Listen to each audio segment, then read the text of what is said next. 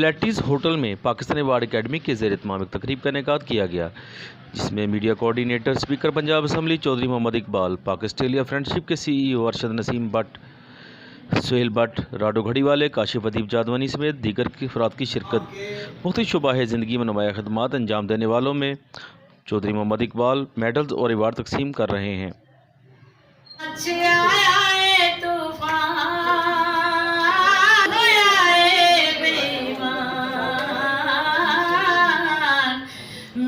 मेरा दिल भर जानी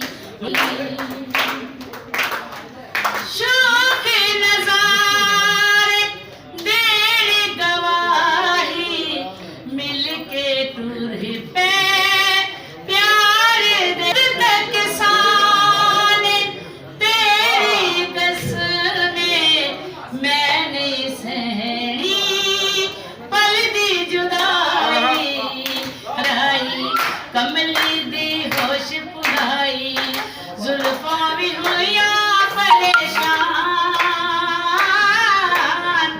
मौसम होया है बेईमान मैं ते मेरा दिल बनी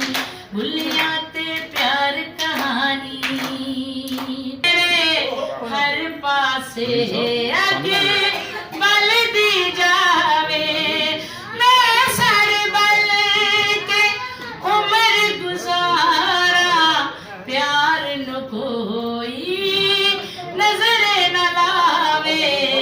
कैमरामैन फरहान शेख के साथ अरशद अली अंसारी, City1 न्यूज़, लाहौर।